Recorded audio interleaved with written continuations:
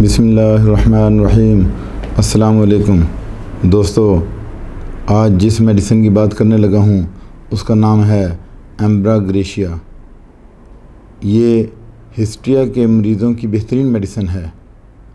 جذباتی اور ایموشنل لوگ جو تنہائی پسند ہیں، یعنی تنہائی کو پسند کرتے ہیں، ایسے لوگ جو شور سے دور بھاگتے ہیں، تنہا رہنا پسند کرتے ہیں اور گانے بھی سنتے ہیں لیکن جلد ہی رو بھی پڑتے ہیں، یہ لوگ صبح کے وقت بے حس اور کمزوری کا شکار ہوتے ہیں۔ یعنی یہ سمٹمز ہیں ان لوگوں کے، یہ جن لوگوں کی میڈیسن ہے یہ ان کے سمٹمز ہیں۔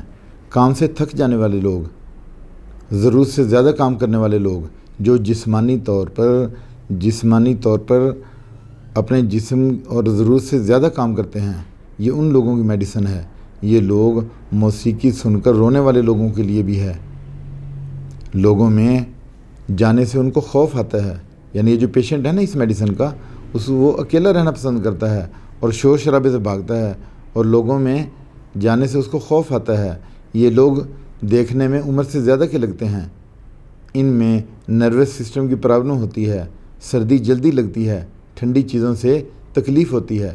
یعنی جب بھی یہ لوگ ٹھنڈی چیزیں لیتے ہیں یا کھاتے ہیں تو ان میں پرابلم شروع ہو جاتی ہے۔ دوستو، اس دوا کے مریضوں میں پیشاب کی نالی میں جلن ہوتی ہے، ریکٹم اور مثانہ میں پرابلم ہوتی ہے، درد ہوتی ہے، ٹیسٹیز میں کھجلی ہوتی ہے۔ ایسے لوگوں میں زیادہ شہوت ہونے کے باوجود ناکامی ہوتی ہے۔ دوستو، اس دوا سے فیمیل میں خواہش جماع بڑھ جاتی ہے۔ پیلے رنگ کا لیکوریا جو مقدار میں زیادہ خارج ہوتا ہے، گلے اور سانس کی نالی میں سرسراہٹ ہوتی ہے اور گدگداہٹ ہوتی ہے، کھجلی ہوتی ہے، سینے میں گھٹن محسوس ہوتی ہے اور ویجینا سے نیلگوں لیکوریا کا اخراج ہوتا ہے۔ اس دوا سے فیمیل کو بات کرتے وقت کھانسی ہوتی ہے، یعنی بات کرنے سے ان کی کھانسی بڑھتی ہے۔ کھانا کھانے سے بیماری میں اضافہ ہوتا ہے لیکن صبح اور شام کے اوقات میں بیماری بڑھ جاتی ہے۔ اب ہم اس کی ڈوز دیکھ لیتے ہیں کہ یہ جو ایمبراگریشیا ہے اس کی ڈوز کتنی لینی ہے آپ نے۔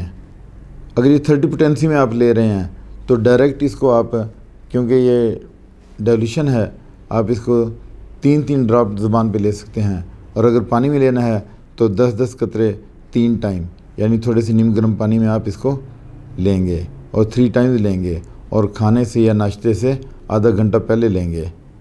اس کے ساتھ اجازت چاہتا ہوں، اپنا خیال رکھیے گا، اللہ حافظ۔